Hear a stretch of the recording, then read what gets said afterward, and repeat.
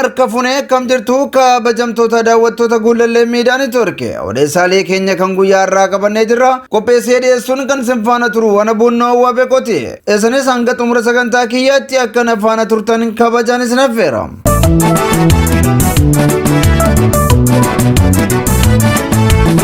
Maatiree keenya jalqabaa odeessaalee keenya guyyaa har'aatiin waraanni bilisummaa Oromoo fi hawaasni Oromoo haala yeroo irratti waliin mari'atanii jiru. Wantoota odeeffanne irraa qindeessine isin biraan geenya.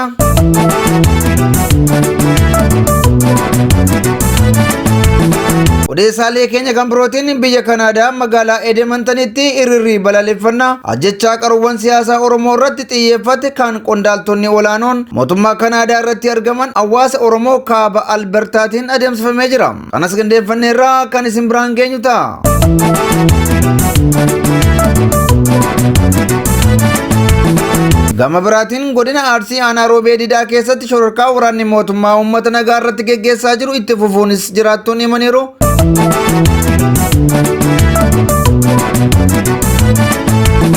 Odeessaalee keenya guyyaa irraa xumuraatiin godina Shawaa kibba lixaa aanota adda addaa keessatti dhaafii ajjechaan seeraan alaa jabaatee itti fufee jiraachuu maddeen keenya ifoomsaniiru. Irra deebiin akkam jirtu kabajamtoota daawwattoota guulallee miidiyaa Neetwoorkii.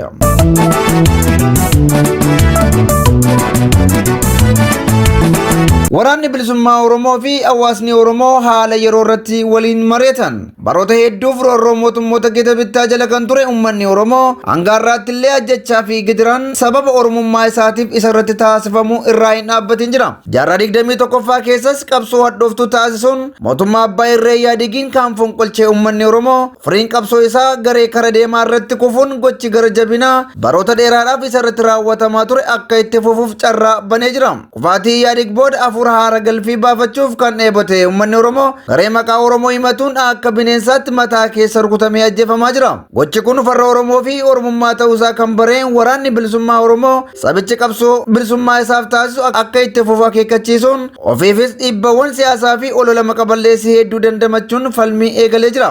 Mootummaan sirna naftanyaa leellisu kan garee Abiyyi Ahimadiin durfamu bilxiginnaan maqaa waraana bilisummaa Oromootiin hawaasa Oromoo lafarraa xarguuf yeroo ittiin fudhatin jira. Waraanichi garuu bakkoota hedduutti chaalenjiiwwan hedduu dandamachuun hawaasa Oromoo waliin bakkoota hedduutti marii siyaasaa taasisuun uummatichi akka hin raafamneef taasisaa jira. Kanumaanis waraanni bilisummaa Oromoo marii hawaasa isaa waliin taasiseen jabaattanii mirga keessaniif qabsaa'uun bilisummaa ilmaan keessan dhaalchisuu qabdu jedhee jira. Itti dabaluunis uummanni Oromoo qabsoo isaa irraa akka hin maqneef waadaa seenee jira.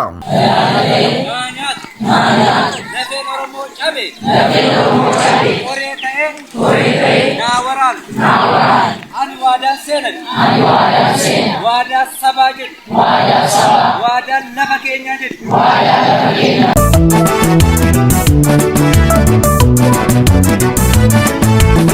Biyya Kanaadaa magaalaa Edmontonitti hiriirri balaaleffannaa ajjechaa qaruuwwan siyaasaa Oromoo irratti xiyyeeffate kan qondaaltonni olaanoon mootummaa Kanaadaa irratti argaman hawaasa Oromoo kaaba Albertaatiin adeemsifame. Hiriirri kun kaleessa Ebila 4 bara 2024 magaalaa Edmontonitti kan adeemsifame yoo ta'u, kaayyoon hiriira kanas gidiraan Oromiyaa keessatti mootummaa Itoophiyaatiin raawwatamu akka dhaabbatu gaafachuu fi mootummoonni biyyoota lixaa dhiibbaa akka uuman taasisuufis jedhameera. Hawaasni Oromoo biyya Kanaadaa magaalaa Edmonton hiriira balaaleffannaa ajjechaan Oromoo biyya keessa jiru irratti waggoota dheeraaf turee fi adeemaa jiru akka nurraa dhaabbatu jechuun hiriira taasisanii gaafataniiru. Dhugaan Oromoota wareegamanii qondaala olaanaa ABO Jaalbattee Urgeessaa dabalatee abbootii gadaa Karrayyuu artisti Haacaaluu Hundeessaa, ogeessa seeraa Abduu Jabbaar Huseen, artisti Daadhii Galaan, Mo'iboon Baqqalaa fi qaruuwwan Oromoo hedduu caasaa koree nageenyaa mootummaatiin nyaataman akka ba'us gaafataniiru.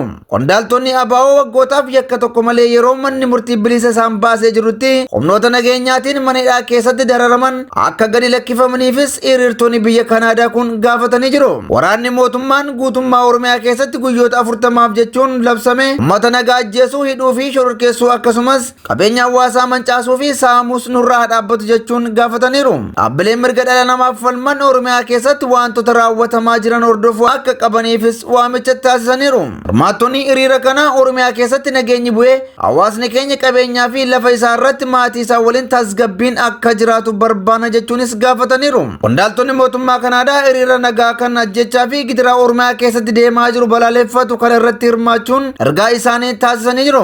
Hiriira kana irratti itti aanaa kantiibaa bulchiinsa magaalaa Edmonton kan ta'an Koren Tang, miseensa paarlaamaa biyyattii Raandi Bosonowaalt, miseensa seera qaama tumtuu biyya Kanaadaa David Egenii fi Rod Loyaal, akkasumas miseensi mana marii bakka bu'oota uummataa Ziyaad Abdullaatiif argamanii jiru. Qondaaltonni mootummaa Kanaadaa kunneen hiriira kana irratti ergaa dabarsanii jiru. Walumaa galatti dabni Oromiyaa keessatti raawwatamu guutummaan guututti akka dhaabbatuuf hiriira kanaan hawaasni Oromoo kaaba Albertaa magaalaa Edmontonii fi naannawaa ishee jiraatu gaafatanii jiru.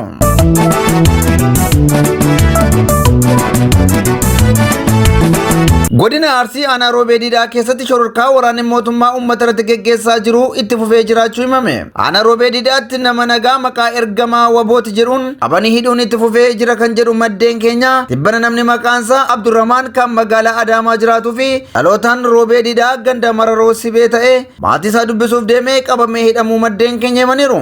Waraanni mootummaa loltoota waraana bilisummaa Oromootiif odeeffannoo laachuu dhufte jechuun qabanii hidhuu maddeen keenya ibsaniiru. Miseensonni raayyaa ittisa biyyaa naannicha itti bobbaafaman duula guyyoota 40 kan waraana bilisummaa Oromoo balleessuuf mootummaan labse milkeessuuf dararaa adda addaa uummata irratti raawwataa jiraachuu maddeen himaniiru.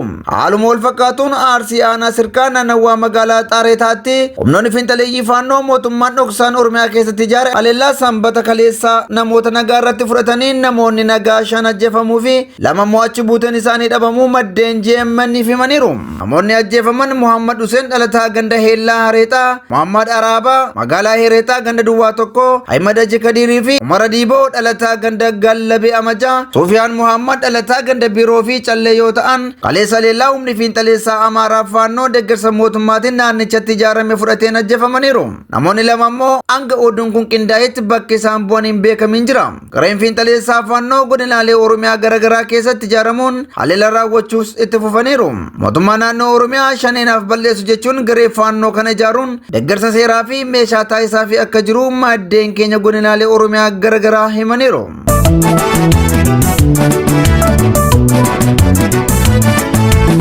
Godina Shawaa Kibba Lixaa aanota adda addaa keessatti hidhaa fi ajjechaan seeraan alaa jabaatee itti fufee jiraachuu maddeen keenya himan. Aanaa Tolee keessaa namoonni hedduun qabamanii hidhamuun mooraa giddugala dargaggootaa fi waajjira poolisiitti raarfamaa akka jiran beekuun danda'ameera. Kana malees aanaa Walisoo ganda Waalluu Soomaatti dargaggoo Milkeessaa Wanduu jedhamuu fi namoota biroo qaamoleen mootummaa ajjeesaniiru jedhameera. Tibbuma kana keessaa aanaa Walisoo ganda Fooduu Gooraa jedhamutti obboleewwan 2 barattoota kutaa 8ffaa fi tokko ammoo bara darbe kutaa 12 xumuree mana jiru akka ajjeesan maddeen keenya himaniiru.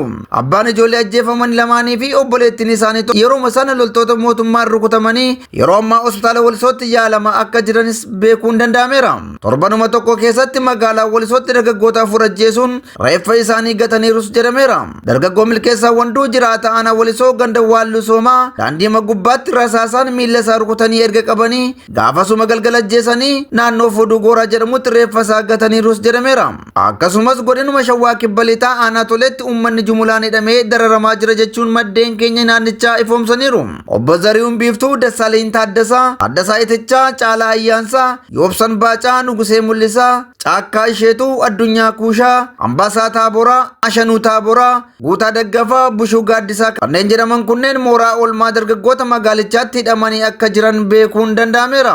Namoonni kunneen qonnaan bultoota, hojjettoota mootummaa, abbootii qabeenyaa fi kanneen hojii dhuunfaa isaanii irratti bobba'anii jiraatan ta'uu kan himu maddee keenya. Kaadiroonni mootummaa ijaaramuun sababa tokko malee nama hiisisuu hojii godhatanii jirus jedheera. Dhaasaaleen mootummaa sadarkaa aanaa irra jiran namoota hedduu haaloo dhuunfaatiin qabeenya irraa saamuuf jecha sababa tokko malee hidhanii dararaa jiraachuu maddi GMN mirkaneessee jira.